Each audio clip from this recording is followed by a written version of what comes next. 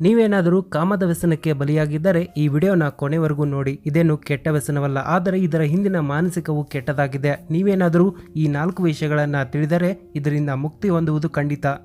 ಇವತ್ತಿನ ಜಗತ್ತಿನಲ್ಲಿ ಎಲ್ಲರ ಕ್ಯಾರೆಕ್ಟರ್ ಕೆಟ್ಟದಾಗಿದೆ, ಒಳ್ಳೆಯವರು ಯಾರಿಲ್ಲ. ನೀವು ನಮಗೆ ಹೇಳ್ತೀರಾ ನಮ್ಮ ಕ್ಯಾರೆಕ್ಟರ್ ಕೆಟ್ಟದಾಗಿದೆ ಅಂತ, ಆದರೆ ನಾವು ನಮ್ಮ ವಿಡಿಯೋಗಳಲ್ಲಿ ಇಂಥ ಥಂಬ್ನೇಲ್ಗಳನ್ನ ಬಳಸ್ತೀವಿ. ನೀವು ಹೇಳಬಹುದು ನಮ್ಮ ಕ್ಯಾರೆಕ್ಟರ್ ಕೆಟ್ಟದಾಗಿದೆ ಅಂತ, ಆದರೆ ನಾವು ಹಾನೆಸ್ಟ್ ಆಗಿದ್ದೇವೆ. ಇದು ನಮ್ಮ ಕ್ವಾಲಿಟಿ ಕೂಡ ಆಗಿದೆ. ಒಂದು ವೇಳೆ ನಮ್ಮ ಈ ಒಳ್ಳೆಯ ಇನ್ಫಾರ್ಮೇಷನ್ ಎಲ್ಲ ಜನರಿಗೆ ತಲುಪಿಸಲು ಕೆಲವೊಮ್ಮೆ ಇಂಥ ಥಂಬ್ನೇಲ್ಗಳನ್ನ ಬಳಸುತ್ತೇವೆ. ಇದಕ್ಕೆ ನೀವು ದಯವಿಟ್ಟು ಕೈ ಜೋಡಿಸಿ. ಯಾಕೆಂದರೆ ನೇರವಾದ ಮಾತೇನೆಂದರೆ ಇಡೀ ಸಮಾಜದ ಕ್ಯಾರೆಕ್ಟರ್ ಕೆಟ್ಟದಾಗಿದೆ ಮತ್ತು ಎಲ್ಲ ಜನರು ಇದನ್ನೇ ನೋಡಲು ಇಷ್ಟಪಡುತ್ತಾರೆ. ಇಂತಹ ಥಂಬ್ನೇಲ್ಗಳನ್ನೇ ನೀವು ಹೆಚ್ಚಾಗಿ ನೋಡುತ್ತಿರೋ ಕಾರಣ ಈ ರೀತಿ ಹಾಕಿದ್ದೇವೆ. ಹೌದು, ಇದು ನಿಜ, ಆದರೆ ಇದರ ಮೂಲಕ ಒಳ್ಳೆಯ ಸಂದೇಶವಾದರೂ ಎಲ್ಲರಿಗೂ ತಲುಪುತ್ತದೆ ಅಲ್ವಾ?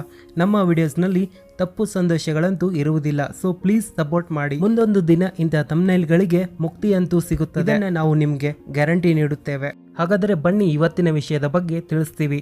ನೀವೇನಾದರೂ ಈ ವ್ಯಸನದಿಂದ ಉಳಿಯಬೇಕೆಂದರೆ ಗಮನವಿಟ್ಟು ಈ 4 ಪಾಯಿಂಟ್ಗಳನ್ನು ತಿಳಿದುಕೊಳ್ಳಿ.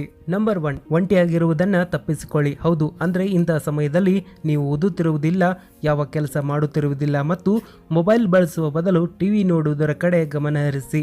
ಉಳಿದ ಹಾಸ್ಟೆಲ್ನಲ್ಲಿ ಇರುವ ಜನರು ಅಥವಾ ಮನೆಯಲ್ಲಿರುವ ಜನರು ಇದ್ದಾರೆ ಅಂದರೆ ಅವರು ನಿಮ್ಮ ಜೊತೆ ಇನ್ವಾಲ್ವ್ ಆಗಿರುತ್ತಾರೆ. ಒಂಟಿಯಾಗಿದ್ದರೆ ಈ ಮೊಬೈಲ್ ನಿಮ್ಮ ತಲೆಯಲ್ಲಿ ಹುಳ ಬಿಡುವ ಕೆಲಸ ಮಾಡುತ್ತದೆ.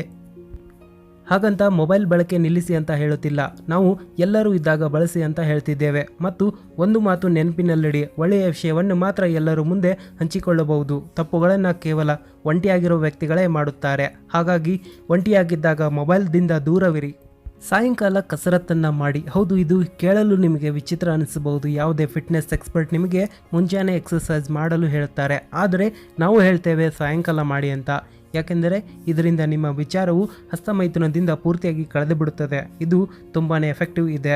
ಎಕ್ಸರ್ಸೈಸ್ದಿಂದ ನಿಮ್ಮ ಇಡೀ ಶರೀರ ಆಯಾಸಗೊಂಡಿರುತ್ತದೆ. ಈ ಕಾರಣ ನಿಮ್ಮಲ್ಲಿ ಕೆಟ್ಟ ವಿಚಾರಗಳು ಬರುವುದೇ ಇಲ್ಲ.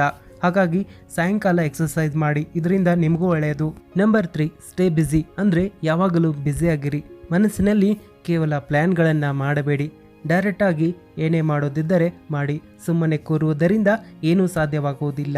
4 ಜನ ಒಳ್ಳೆಯ ಮಾತು ಹೇಳಿದರೆ ಅದನ್ನು ಮಾಡಿ. ಯಾವಾಗಲೂ ಕೆಲಸದಲ್ಲಿ ಇರಿ, ಇದರಿಂದ ನಿಮ್ಮ ಗಮನ ಕೆಟ್ಟ ಹ್ಯಾಬಿಟ್ಸ್ನತ್ತ ಹೋಗುವುದಿಲ್ಲ. ನಂಬರ್ 4, ವಿಚಾರಗಳು. ಮನಸ್ಸಿನಲ್ಲಿ ಯಾವುದೇ ವಿಚಾರಗಳನ್ನು ಕೆಟ್ಟದಾಗಿ ಥಿಂಕ್ ಮಾಡುವುದನ್ನು ನಿಲ್ಲಿಸಿ. ಒಂದು ವೇಳೆ ಏನನ್ನಾದರೂ ನೋಡಿ ಮನಸ್ಸಿನಲ್ಲಿ ಕೆಟ್ಟ ಭಾವನೆ ಬಂದರೆ ಅದನ್ನು ಒಳ್ಳೆಯದನ್ನಾಗಿ ಬದಲಿಸಿ. ಈ ವಿಡಿಯೋನ ಲೈಕ್ ಮಾಡಿ, ಶೇರ್ ಮಾಡಿ. ಹಾಗೂ ನೀವೊಂದು ವೇಳೆ ಈ ವಿಡಿಯೋನ ಫಸ್ಟ್ ಟೈಮ್ ನೋಡ್ತಾ ಇದ್ದರೆ ನೀವಿನ್ನೂ ನಮ್ಮ ಚಾನಲ್ಗೆ ಸಬ್ಸ್ಕ್ರೈಬ್ ಆಗಿಲ್ಲ ಅಂದರೆ ಸಬ್ಸ್ಕ್ರೈಬ್ ಆಗಿ. ಹಾಗೆ ಎಲ್ಲ ಹೊಸ ವಿಡಿಯೋಸ್ಗಳ ನೋಟಿಫಿಕೇಶನ್ ಪಡೆಯಲು ಪಕ್ಕದಲ್ಲಿರೋ ಬೆಲ್ ಐಕಾನ್ ಕೂಡ ಕ್ಲಿಕ್ ಮಾಡಿ. ಧನ್ಯವಾದಗಳು.